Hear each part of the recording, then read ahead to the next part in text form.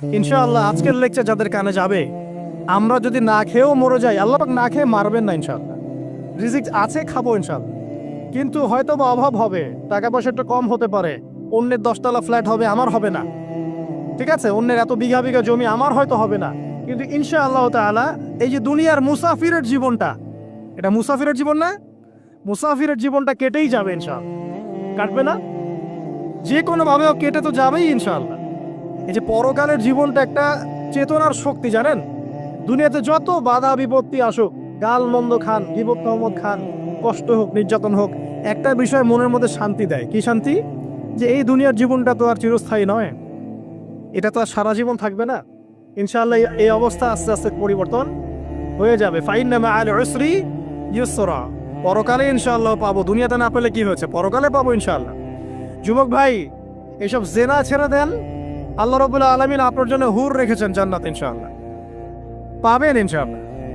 এটা ছেড়ে দেন, সুদ ছেড়ে দেন, আল্লাহ পাক আপনার জন্য হাউজে কাউসার রাখছে ইনশাআল্লাহ, ঠিক আছে? অন্যায় পাপ ছেড়ে দেন, আল্লাহ রাব্বুল আলামিন আপনার জন্য জান্নাত রেডি করে রাখছে ইনশাআল্লাহ। এই দুনিয়ার জীবনটা ধোঁকা, একটা ছোট্ট জীবন, পুরা ধোঁকা, কিচ্ছু নাই এর মধ্যে। আমার কথা শোনেন, এই দুনিয়ার জীবনে কিছুই নাই। চারপাশে অনেক কিছু মনে হবে, আপনার বাড়ি আছে, গাড়ি আছে, স্ট্যাটাস আছে, টাকা পয়সা, প্রতিপত্তি সব আছে। আদতে আপনি একা, আদতে আপনাকে একাই কবরে যাওয়া লাগবে, একাই আল্লাহর সাথে হিসেব নিকাশ দিতে হবে। কেউ নাই সাথে, আমারও সাথে কেউ নাই। কিন্তু আপনি মনে করছেন যে সেলিব্রিটিজম বড়, আমি পলিটিক্যাল নেতা হয়েছি, আমাকে সবাই চেনে, আমি ইকোনমিক সেক্টরে লিড দেই, রাষ্ট্রকে লিড দেই, আমি ধর্মতাত্ত্বিক ক্ষেত্রে লিড দেই, আমাকে দেখলে মানুষ বাহবা দেয়, ইত্যাদি ইত্যাদি। দিন শেষে আমি একা, আপনিও একাই। আমাকেও একাই যেতে হবে, আপনাকেও একাই যেতে হবে। এগুলো সব চারপাশের খালি অন্ধ মোহ, আর কিছু না। তো এই মোহের মধ্যে ঢুকে পড়বেন না, আল্লাহ পাক তৌফিক ইনায়াত করুন। নবী সাল্লাল্লাহু আলাইহি ওয়াসাল্লাম বারবার বলতেন, আল্লাহুম্মা ইন্নী আউযু বিকা মিন ফিতনাতিদ দুনিয়া, বলতেন না? হে আল্লাহ, আমি এই দুনিয়ার ফিতনা থেকে তোমার কাছে আশ্রয় প্রার্থনা করছি। ওয়া ইন্নী আউযু বিকা মিন ফিতনাতিন নিসা, আমি মহিলাদের ফিতনা থেকেও আশ্রয় প্রার্থনা করছি। আরো দোয়া করতেন, আল্লাহুম্মা ইন্নী আউযু বিকা মিন আযাবিল কবর, হে আল্লাহ, আমি কবরের আযাব থেকে আশ্রয় প্রার্থনা করছি। ওয়া আযাবি জাহান্নাম, জাহান্নামের আযাব থেকে আশ্রয় প্রার্থনা করছি। ওয়া মিন ফিতনাতিল মাহইয়া ওয়াল মামাত, জীবন মৃত্যুর ফিতনা থেকে আশ্রয় প্রার্থনা করছি। ওয়া মিন শাররি ফিতনাতিল মাসিহিদ দাজ্জাল, এবং দাজ্জালের ফিতনা থেকে আশ্রয় প্রার্থনা করছি। দাজ্জালে পরে আসবো ইনশাআল্লাহ। দাজ্জাল নিয়ে আলোচনা করলে আবার কিছু মানুষ খারাজি ট্যাগ লাগাই দিতে পারে, ওই জন্য এদিকে আমি এখন যাচ্ছি না। হ্যাঁ, সামনে আসি। তো রিবার বিষয়টা বলছিলাম। আইয়ামে জাহিলিয়াতের যে সেই রিবা এখনকার বিশ্বে আছে কি নাই বলেন?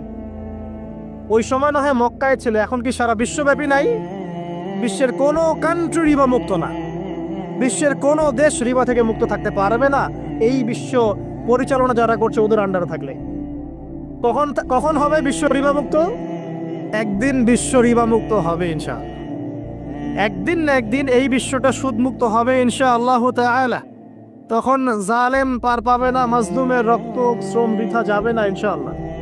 কবে, কত বছর পর আমি জানি না, কিন্তু এতটুকু জানি যে মালহামার পরে যখন আল মাহদি আসবেন, এবং তারপর যখন মাসিহুদ দাজ্জাল বের হবে এবং ঈসা ইবনে মারইয়ামকে আল্লাহ পাক নামিয়ে দিবেন, তার হাতে যখন দাজ্জাল নিহত হবে এবং জেরুজালেম থেকে যখন পুরো বিশ্ব শাসন করা হবে মুসলিমদের হাতে, তখন রিবা বলে কিচ্ছু থাকবে না পৃথিবীর ইনশাআল্লাহ। তার আগ পর্যন্ত এই অবস্থা সলভ হবে কিনা আমরা জানি না, হতেও পারে, নাও হতে পারে, তবে ওই সময় যে হবে নিশ্চিত ইনশাআল্লাহ। আসুন, আইয়ামে জাহিলিয়াতের আরেকটা বড় পাপ ছিল, যে এক ভাই বলেছেন, সেটা হচ্ছে নারীর অবমাননা। কে বলেছে এই কথাটা? সামনে একজন। হ্যাঁ, আইয়ামে জাহিলিয়াতের অন্যতম একটা সেরা পাপ ছিল কি? নারীর অবমাননা। এটা নিয়ে কি বলতে হবে? এখন ধর্মের মধ্যেও আমরা নারীদেরকে অবমাননা করছি। বহু নামাজি ব্যক্তি আছে আমাদের মধ্যে, দেখবেন বোনের সম্পত্তি দেয় নাই, মেয়েকে শিক্ষিত করতে চাচ্ছেন না। কেন চাচ্ছেন না? ওর কি অধিকার নাই শিক্ষার? আপনি কি জানেন যে আয়েশা রাদিয়াল্লাহু আনহার কাছে বহু সাহাবী হাদিসের তালিম নিয়েছেন? বহু হাদিস শিখিয়েছেন কে? মা আয়েশা রাদিয়াল্লাহু আনহা। তো তিনি যদি শিক্ষিত না হতেন, শেখাতে পারতেন? তো মেয়েদের শিক্ষার দরকার আছে না? হ্যাঁ, কি বিষয় দরকার? তাদের উপযুক্ত পরিবেশ নিশ্চিত করতে হবে, নিরাপত্তা, পর্দা, এগুলো নিশ্চিত করতে হবে। তারপরে মেয়েদেরকে আপনি অবশ্যই শিক্ষিত করবেন। ঘরের কোণে বসে রাখতে কে বলেছে? আপনি নিরাপদ পরিবেশ দেন, পর্দা দেন, তারা মাদ্রাসা যাবে, পড়াশোনা করবে। ঠিক আছে? আল্লাহ পাক আমাদের মা বোনদেরকে শিক্ষিত করার তৌফিক দান করুন, আমিন। ভালো ভালো কোয়ালিটি সম্পন্ন মহিলা মাদ্রাসা গড়ে তোলেন। আর মেয়েরা যদি শিক্ষিত না হয় তাহলে আমাদের বাড়ির বউরা শিক্ষিত হবে না। আর বউ শিক্ষিত না হলে আপনি একা শিক্ষিত হয়ে লাভ নাই। তখন ওই যে বললাম টর্চার সেল, ওই টর্চার সেলে ঢুকতে হবে আর কি। কথা বুঝতে পারছেন না? আগে বিয়ে শাদী করেন, বুঝবেন ইনশাআল্লাহ। আর যারা করেছেন তারা অলরেডি হাসছে যে মিটমিট করে দেন। ঠিক আছে? আচ্ছা, সামনে আসেন। দেখেন মেয়েদের অবমাননা কিভাবে দেখাবো। সবচেয়ে বড় অবমাননা হচ্ছে ওদের দেহটাকে আমরা এখন পণ্য বানিয়েছি। এই যে পর্নোগ্রাফি দেখেন, এই মেয়েগুলোর ইজ্জতের কোনো দাম নাই। মানে তাদের দেহটাকে একটা ব্যবসার সামগ্রী বানানো হয়েছে। এবং আমি একটা লেকচার দিয়েছিলাম ঢাকায়, নীল দর্পণ, দেখবেন অনলাইনে আছে। ওখানে আমি স্ট্যাটিস্টিক দেখিয়েছি যে সারা বিশ্বে এই যে আমেরিকায় শুধুমাত্র $12 বিলিয়ন ব্যবসা করে পর্ন দিয়ে। এটা একটা ব্যবসা, একটা ইন্ডাস্ট্রি। যেমন ফিল্ম ইন্ডাস্ট্রি আছে, তারপরে গানের ইন্ডাস্ট্রি আছে না, এরকম একটা ইন্ডাস্ট্রি হচ্ছে এই পর্ন ইন্ডাস্ট্রি। এখানে সবাই অ্যাক্ট্রেস, এরা হচ্ছে অভিনেতা অভিনেত্রী। এখানে যা দেখানো হয় এগুলো কিন্তু রিয়েল না, বাস্তব না, সব ফেক। বুঝতে পারছেন না কথা? এগুলো অভিনয়, এগুলো ফেক। এবং এটা একটা ইন্ডাস্ট্রি, এর মধ্য দিয়ে মেয়েদের দেহটাকে পণ্য বানিয়ে সারা বিশ্বে ব্যবসা করছে। এবং এর একটা অন্যতম উদ্দেশ্য হচ্ছে মুসলিম যুবকদের ঈমান যেন নষ্ট করা যায়। কারণ মুসলিম যুবকদের ঈমান চলে গেলে তারা নিশ্চিন্ত, ওদের পথে আর কেউ বাধা নাই। কারণ ওদের এই জুলুমের পথে বাধা যদি কেউ দিতে পারে তাহলে কারা দিবে? মুসলিমরা। আর মুসলিমদের মধ্যে সবচেয়ে শৌর্য বীর্য কাদের মধ্যে থাকে? যুবকদের মধ্যে। তো যুবকদের ঈমান যদি চলে যায় তাহলে এদের আর কোনো সমস্যা নেই। এই বিষয়টা খেয়াল করবেন যে এটা একটা ইন্ডাস্ট্রি।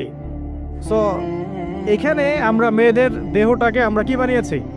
পণ্য বানিয়ে দিয়েছি। আর এখন তো চলছে কাপড় খোলা সংস্কৃতি। প্রত্যেকটা সেক্টরে আপনি গিয়ে দেখবেন মেয়েদের ইজ্জত, সম্মান, আব্রুটাকে উন্মুক্ত করে এটাকে দিয়ে আমরা বিজনেস করছি আর কি। এটা একটা বিজনেস। এখানে সমাধান কি? সমাধান আয়েশা রাদিয়াল্লাহু আনহা। সমাধান কে? সমাধান ফাতিমা রাদিয়াল্লাহু আনহা। সমাধান কে? সমাধান খাদিজা রাদিয়াল্লাহু আনহা। আমাদের মা, আমাদের বোন, আমাদের স্ত্রীদেরকে তাদের মতো করে মানুষ করতে হবে, গড়ে তুলতে হবে ইনশাআল্লাহ। দেখবেন নারীর সত্যিকারের সম্মান নিশ্চিত হবে ইনশাআল্লাহ। ইসলাম কি কখনো বলেছে যে মেয়েরা কাজ করতে পারবে না, পড়াশোনা করতে পারবে না ইত্যাদি? এই নাস্তিকরা তো ঠুনকো যুক্তি দিয়ে আক্রমণ করে। কে বলেছে? সমস্যা এমন ইসলামিক স্টেট আছে যেখানে একটা স্টুডিও, মনে করে স্টুডিও, ছবি তোলা হয়, কথার কথা, সেখানে সব কর্মী মহিলা, কোনো পুরুষ নাই। একটা মাদ্রাসা, সমস্ত কর্মী মহিলা, কোনো পুরুষ নাই। একটা স্কুল, সবাই মহিলা, কোনো পুরুষ নাই। ওখানে মেয়েরাই পড়ে, মেয়েরাই শেখায়। জায়েজ না জায়েজ বলেন? একটা নিরাপদ পরিবেশে যদি মেয়েরাই মেয়েদের দায়িত্ব নিয়ে পড়াশোনা করায়, ব্যবসা করে, অন্য কিছু করে, জায়েজ না জায়েজ? তাহলে পরিবেশ নিশ্চিত করাটা হচ্ছে চ্যালেঞ্জ। ইসলাম বলছে না যে আপনি তাকে একদম অজ্ঞ করে রেখে ঘরের কোণে ফেলায় রেখে দেন, তাকে আপনি পড়াশোনাও শেখাবেন না, সম্পত্তির অধিকারও দিবেন না, কিছুই না। এগুলো ইসলাম কখনো বলেনি। বলেছে?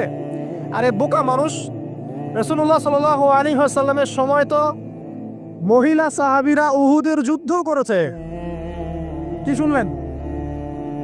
রাসূল সাল্লাল্লাহু আলাইহি ওয়াসাল্লামের সময় মহিলা সাহাবী উহুদের যুদ্ধও করেছে। উহুদের যুদ্ধের নাম শুনেছেন? ওখানে মহিলা সাহাবীও ছিল, তীরন্দাজ। তাহলে মহিলারা কি করে না এই নবীর যুগে? আর খাদিজা রাদিয়াল্লাহু আনহা যত বড় ব্যবসায়ী ছিলেন, এখন এত বড় ব্যবসায়ী পাবেন? কোনো মেয়ে আছে এত বড় ব্যবসায়ী? উসমান রাদিয়াল্লাহু আনহু যত বড় বিজনেসম্যান ছিলেন, এখন এত বড় বিজনেসম্যান আছে? তো কি ছিল না সেই স্বর্ণযুগে? ওই স্বর্ণযুগের সুন্নতি আমাদেরকে আমল করতে হবে। আল্লাহ পাক তৌফিক ইনায়াত করুন, আমিন। প্রিয় মা ও বোনেরা, পর্দা ছাড়বেন না। আপনাদের জন্য 4টা কাজ: স্বামীর আনুগত্য করা, লজ্জাস্থানের হেফাজত করা, আপনার 5 ওয়াক্ত সালাত ঠিকঠাক মতো আদায় করা এবং রমজান মাসে সাওম রাখা। নবীজি বলেছেন সাল্লাল্লাহু আলাইহি ওয়াসাল্লাম, জান্নাতের যে কোনো দরজা দিয়ে ইচ্ছা আপনি প্রবেশ করতে পারবেন। আপনার জন্য সহজ। আর স্বামীর আনুগত্য বলতে আমি বুঝাইনি স্বামীর দাসত্ব করতে হবে, এটা বলিনি। এখনকার কিছু ফ্যামিনিস্ট মেয়ে আছে, ওরা আনুগত্য শব্দ মনে হয় যে দাসত্ব মনে হয়। আনুগত্য দাসত্ব এক জিনিস না। আনুগত্য কি? স্বামী কোরআন সুন্নাহর অনুকূলে কোনো কথা বলেছে, আপনি মানবেন। স্বামী বলছে পর্দা করো, তোমাকে ভালোবেসে বলছি তুমি পর্দা করো, তুমি আমার অনেক প্রিয় একজন মানুষ, তুমি বেপর্দায় বাইরে যাবা আর লোকজন দেখবে, কেমন হয়? ঠিক আছে, তোমাকে তো আমি বিয়ে করেছি, তুমি আমার, মানুষ তোমাকে দেখবে গেল। ঠিক আছে, তো এখন স্বামী ভালো কথা বলেছে, আপনি শুনলেন, এটা আনুগত্য। আর ওই স্বামী যদি বলে আসো তো আমার কলিগরা এসেছে, ওকে খাবার সার্ভ করতে হবে, আসো খাবারটা পরিবেশন করো, এখন আপনি বেপরোয়া হয়ে আপনার স্বামীর কলিগের সামনে খাবার পরিবেশন করতে শুরু করলেন, এটা কি আনুগত্য করতে হবে না? তখন আপনি আনুগত্য করবেন না। সিম্পল, কোরআন সুন্নাহর অনুগত কাজে আপনি স্বামীর আনুগত্য করবেন, বিপরীতে গেলে আপনি করবেন না। স্বামীর আনুগত্য মানে স্বামীর দাসত্ব নয়। আর এই হাদিসটা আপনি কেন ভুলে যান যে আল্লাহ রাসূল সাল্লাল্লাহু আলাইহি ওয়াসাল্লাম বলেছেন আল্লাহ ছাড়া যদি কাউকে সেজদা করা যেত, সম্মান বুঝাচ্ছেন, আল্লাহ ছাড়া যদি কাউকে সেজদা করা জায়েজ হতো, আমি মেয়েদেরকে বলতাম যেন স্বামীকে সেজদা করে। কেন? কারণ আপনাকে রেসপন্সিবিলিটি, আপনার খাবার, আপনার ফুড, আপনার শেল্টার, আপনার মানে পুরো দায় দায়িত্ব নিজের হাড় ভাঙা পরিশ্রম দিয়ে, জীবনের ঝুঁকি নিয়ে স্বামী আপনার জন্য করে। সে আপনার সম্মান পাওয়ার যোগ্য তো? সে কি আপনার সম্মান পাওয়ার যোগ্য নয়? আপনি যদি সম্মানের হক আদায় না করতে পারেন তাহলে আপনি অকৃতজ্ঞ। আর অকৃতজ্ঞ মেয়ে কখনো জান্নাতে যাবে? একটা হাদিসে আছে বেশিরভাগ মেয়ে জাহান্নামে যাওয়ার অন্যতম কারণ হচ্ছে তারা স্বামীর সাথে কুফুরি করে। কি করে? আর সারা জীবন স্বামী ভালোবেসে যায়, ভরণ পোষণ দিয়ে যায়, সব চাহিদা পূরণ করে যায়, একদিন দেখবেন কথা কাটাকাটি হয়েছে, ওই দিন বলে বসবে যে তোমার কাছে আমি কিচ্ছু পাই নাই সারা জীবনে। এই যে কুফুরি, এই কারণে তারা জাহান্নামে যেতে পারে বেশি। আল্লাহ হেফাজত করুন। আরেকটা কারণ হচ্ছে যে বেপর্দা। আপনাকে 4টা মূলনীতি ফলো করতে হবে। 1, এমন কোনো পোশাক পরবেন না যে পোশাকটা আটো-সাটো, যেটা পরলে আপনার গায়ের কাঠামো বোঝা যায়। এটা বোরখা হলেও পরা যাবে না। আমি কি বুঝাতে পারছি? ডিজিটাল বোরখা দেখেন নাই? দেখছেন? মাশাআল্লাহ। আর কারা কারা দেখছেন? এদিকে চোখ বেশি যায় না? আচ্ছা, এমনি দেখা যায়, চোখ দিতে হয় না, এমনি দেখা যায়। ডিজিটাল বোরখা চলবে না, ডিজিটাল বোরখা চলবে না। আমার মত, এটা আমি মত দিচ্ছি, আমি আল্লাহর রাস্তায় সময় দিয়েছি অনেক দিন, এবং এখানে যে পর্দাটা শেখানো হয় এরকম পর্দা আমি অন্য কোথাও দেখি নাই। এত চমৎকার পর্দা শেখানো হয়। কারা কারা সময় লাগিয়েছেন? 3 দিন 7 দিন সময় দিয়েছেন কারা কারা? বেশিরভাগই দেন নাই। সমস্যা নাই, দিতে হবে। আমি বাধ্যতামূলক বলিনি আপনাকে, বলেছি এখানে পর্দা শেখানো হয়, চমৎকার পর্দা শেখানো হয়, যে এখানে চোখটা পর্যন্ত তাদের ঢেকে রাখার তালিম দেওয়া হয়। যাই হোক, যেখানেই শেখেন অ্যাটলিস্ট পর্দাটা শিখলেই হলো। এমন পোশাক হবে না যেই পোশাকটা আটো-সাটো, যেটা পরে আপনার গায়ে কাঠামো বোঝা যায়।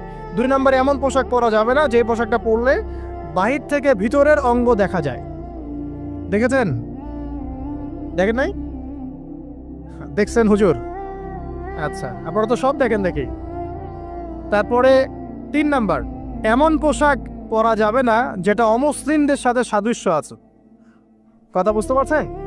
অমুসলিমদের ধর্মীয় বিষয়ের সাথে সাদৃশ্য আছে এমন পোশাক মুসলিম মেয়েদের পরা যাবে না। এর মানে এই নয় যে অন্য ধর্মকে আপনি আক্রমণ করবেন, এটাও নয়। যে যার ধর্ম তাদের স্বাধীনতা মতো পালন করবে। মুসলিমরা বাধা দিবে? দিবে না। মুসলিমরা দাওয়াত দিতে পারে। কি করতে পারে? দাওয়াত দিতে পারে যে ভাই, এই যে লা ইলাহা ইল্লাল্লাহর কনসেপ্ট আপনাকে বুঝাচ্ছি, আল্লাহ ছাড়া কোনো মাবুদ নাই, মুহাম্মদ সাল্লাল্লাহু আলাইহি ওয়াসাল্লাম সর্বশেষ রাসূল, এই কোরআন পড়ুন, হাদিস পড়ুন, দেখুন এটাই হচ্ছে মানবতার মুক্তির সনদ। এরপর যদি সে ইসলাম কবুল করে আলহামদুলিল্লাহ, যদি না করে এর হিসাব কে দিবে? সে নিজে দিবে। এর হিসাব কি আমাকে দেওয়া লাগবে? দেওয়া লাগবে না। তো অমুসলিমদের সাথে সাদৃশ্য আছে এমন পোশাক চলবে না।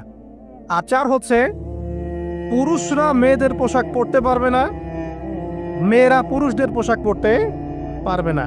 জি, আপনাদেরকেই বলছি, আপনারা জিন্স পরতে পারবেন না, মেয়েদেরকে বলছি, এবং টি শার্ট পরতে পারবেন না। আপনারা ওই যে যা ইচ্ছা তাই ড্রেস পরে বলবেন যে 1000 বছরের সভ্যতা সংস্কৃতি, এসব বাজে কথা চলবে না এখানে। এটা 1000 বছরে কোনোদিনও আমাদের দাদা নানিরা এগুলা কখনো পরে নাই। পড়ছে? আপনার দাদি কখনো এরকম পরছিল শাড়ি? তো যে বললো 1000 বছর থেকে পরে আসতেছে নাকি?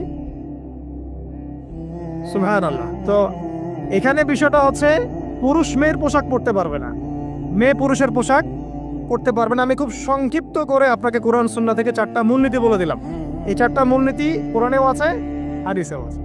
আসেন, এই যে নারীর অবমাননা, এই বিষয়টা আইয়ামে জাহিলিয়াতে যেমন ছিল, এখন দেখবেন আরো বড় পরিসরে এসেছে। আসে নাই? এই যে ফ্যাশন শো, দেহের প্রদর্শনী, বিভিন্ন ফিল্মস দেখবেন, ফিল্ম ইন্ডাস্ট্রিজে দেখবেন, মিউজিকে দেখবেন, পর্নে দেখবেন, মেয়েদের দেহটাকে নিয়ে ব্যবসা করা হচ্ছে। আগে তো না হয় কন্যা সন্তান হলে জীবন্ত পুঁতে ফেলতো নাকি, এখন যদি গর্ভের বাচ্চা মেয়ে জানে অনেকে আগেই মেরে ফেলায়। বুঝেন নাই মনে হয়, অনেকে যদি জানে যে গর্ভে মেয়ে সন্তান আছে আগেই মেরে ফেলায়। এমন অনেক দেশ আছে, আমি নাম বলছি না দেশের সঙ্গত কারণে, যে সে দেশে এরকম মেয়ে সন্তানকে এই যে খালাস করে ফেলার, নষ্ট করে ফেলার, ভ্রূণ নষ্ট করার আলাদা ক্লিনিক আছে, আলাদা হসপিটাল আছে। বলে নাউজুবিল্লাহ। তো আসলে ওই 1450 বছর আগের মানুষটা বেশি বর্বর ছিল না আমরা বেশি বর্বর? এই যে অধিকারের কথা বলে বলে আমরা মেয়েদের দেহটাকে নিয়ে এখন মস্করা করছি, তামাশা করছি। সবচেয়ে সেরা অধিকার কোথায় পাবে? কোরআনে পাবে, হাদিসে পাবে, ইসলামে পাবে। তার পর্দা নিশ্চিত হবে, দেহ সেফ থাকবে, তার ইজ্জত নিশ্চিত হবে, ইজ্জত সেফ থাকবে, তার সম্মান সেফ থাকবে, তাকে রাজরানীর মতো স্বামী বাসায় রাখবে, কারণ সে হচ্ছে তার কাছে সবচেয়ে মূল্যবান প্রিয় বস্তু। শুধু তাই নয়, সম্পত্তির অধিকার তাকে দিতে হবে। একজন মেয়ে তার ভাইয়ের সম্পত্তি পাবে, তার বাবার সম্পত্তি পাবে, তার স্বামীর সম্পত্তি পাবে, সব দিক থেকে সে সম্পত্তি পাবে। আর একজন ছেলে কিন্তু সব দিক থেকে সম্পত্তি পাবে না। তো এই বিষয়গুলো যখন এক শ্রেণীর মানুষ বোঝে না, তখন ইসলামের বিরুদ্ধে অহেতুক প্রোপাগান্ডা চালানো শুরু। সবচেয়ে সেরা সম্মান রক্ষার উদাহরণ দেয়া হয়েছে ইসলামে, কোরআনে এবং হাদিসে।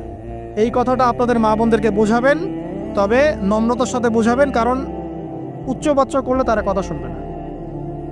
আর আল্লাহ রাসূল সাল্লাল্লাহু আলাইহি ওয়াসাল্লাম বলেছেন, কিছুটা বাঁকা হাত দিয়ে তাদেরকে তৈরি করা হয়েছে।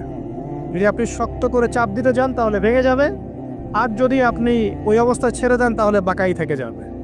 এখানে আপনাকে হিকমা অবলম্বন করতে হবে। আল্লাহ পাক তৌফিক দান করুন। একটা বিষয় বলছিলাম, ওই যে শিরকের পাপ এখন গ্লোবালাইজেশন হয়েছে না, ওই সুদের পাপ এখন গ্লোবালাইজেশন হয়েছে না। গ্লোবালাইজেশন বোঝেন? মানে বিশ্বায়ন, পুরো বিশ্বে ছড়িয়ে পড়েছে না। আর একটা হচ্ছে এই যে মেয়েদের অবমাননা, এটা সারা বিশ্বে ছড়িয়ে পড়ে নাই। আচ্ছা, আর দুটো বলবো, এরপর বলে আমি শেষের দিকে যাচ্ছি। আসেন, একটা হচ্ছে মাদক। আইয়ামে জাহেলিয়াতের অন্যতম সেরা পাপ ছিল কি? মাদক। ওই যে বলছেন জাহেলি যুগ, কেন বলছেন জাহেলি যুগ? বিকজ ওইখানে মাদক খেত মানুষ বেশি।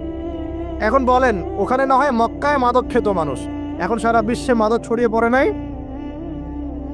বেশি না কম? এখন এই যে নতুন নতুন মাদক আসছে, ইয়াবা, আরো নাকি কি কি আসছে নতুন নতুন, আমরা নামও জানি না। এই যে গাজার নাম জানি, ফেন্সিডিলের নাম জানি, আর কি কি আছে, হিরোইন বলেন আর দু একটা, আফিম, আর কি আছে? হ্যাঁ, রেন্ডি, সুবহানাল্লাহ, এই নামও কখনো শুনি নাই আমি।